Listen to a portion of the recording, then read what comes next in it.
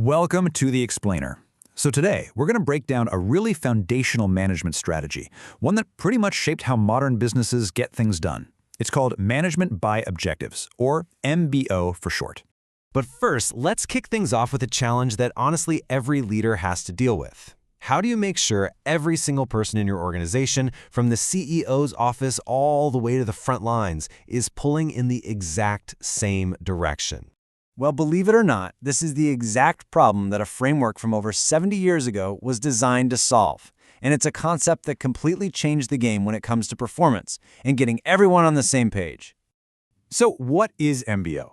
At its heart, it's a strategic approach built to make a whole organization perform better.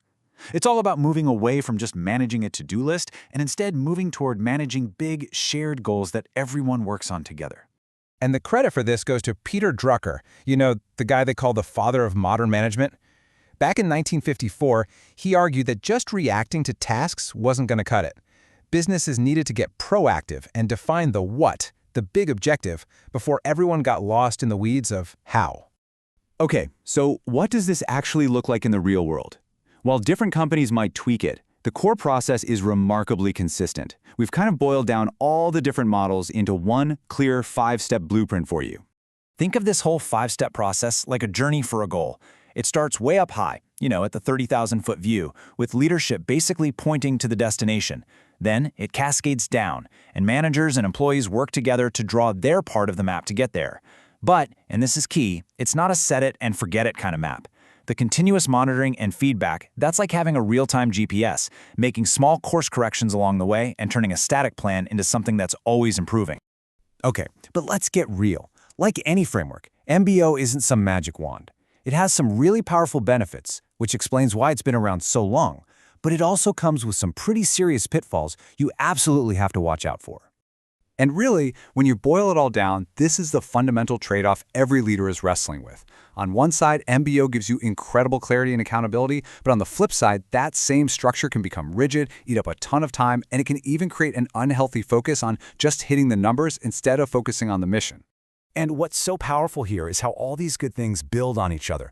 You get clarity, and that leads to alignment, right? And when you pull employees in to setting their own goals, boom, you get accountability. That sense of ownership isn't just a nice to have.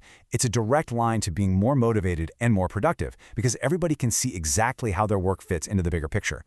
Now, this is where the system can seriously backfire. You know that old saying in management, when a measure becomes a target, it ceases to be a good measure? That's the trap right there.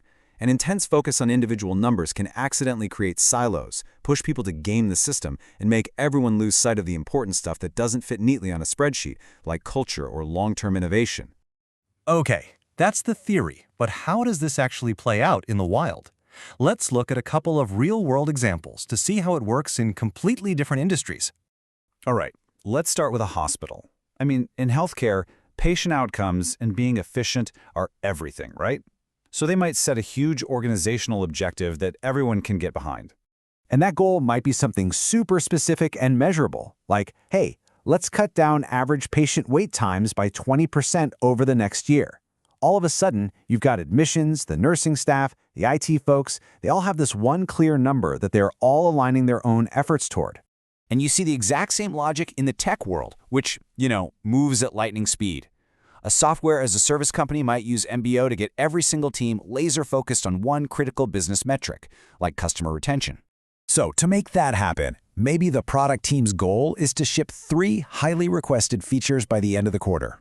At the exact same time, the customer success team is aiming to proactively check in with at-risk accounts. See, totally different activities, but they are perfectly aligned, both rowing toward the same outcome. This all sounds pretty solid in principle, right?